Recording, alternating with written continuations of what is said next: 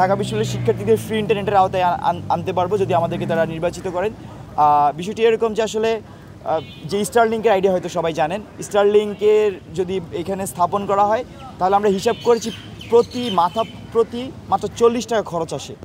মাথা প্রতি মাত্র 40 টাকা খরচ, এটা বিশ্ববিদ্যালয়ের পড়াশুনো সেটা বেয়ার করতে পারে, অথবা আমরা স্পন্সর সেটা ফ্রি করে দিতে পারি। কিন্তু এই আইডিয়াটাকে আমরা বাস্তবায়ন করতে পারবো তখনই যদি তারা আমাদেরকে তাদের নির্বাচিত প্রতিনিধি করেন আর কি।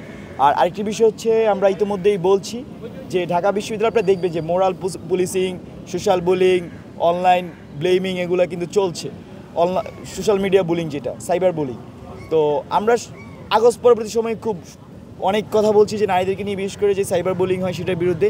ইতিমধ্যে ঢাকা বিশ্ববিদ্যালয়ে ডাকসু নির্বাচনকে কেন্দ্র করে যারা প্রার্থী হয়েছেন নারীরা, তাদেরকে কিন্তু টার্গেট করে নানা সোশ্যাল মিডিয়ায় অতিরঞ্জিত করছে। কিছু ফেসবুক গ্রুপ আছে সেগুলোতে অতিরঞ্জিত করছে।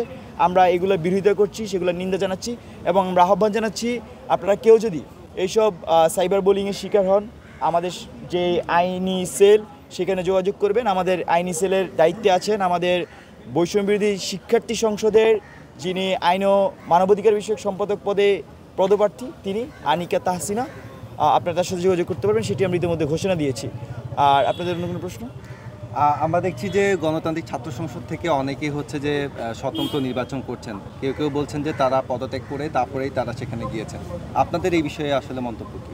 না, এখানে যারা অনেকেই কয়েকজন পদত্যাগ করে গিয়েছেন, কিন্তু আমাদের যে নির্বাচনী কৌশল সেটা আমরা মনে করছি জুলাই অভ্যুত্থান পরবর্তী সময়ে এখানে ঢাকা বিশ্ববিদ্যালয়ে যে একটা গণতান্ত্রিক পরিবেশ বিরাজ করছে এবং ডাকসুকে ঘিরে অনেকেরই নির্বাচন করার ইচ্ছা আছে। তো আমাদের ছাত্র সংগঠন থেকে আমরা একটা অফিসিয়াল প্যানেল যেমন ঘোষণা করেছি, একই সাথে কৌশল হিসেবে আমরা যারা অন্য কোনো পদে স্বইচ্ছায় নিজ দায়িত্বে ইলেকশন করতে চায় তাদের জন্য সেটা আমরা সাংগঠনিক ছাড় দিয়েছি। তো এটা আমাদের একটা বলেন যে উদার গণতান্ত্রিক ব্যবস্থার একটা অংশ।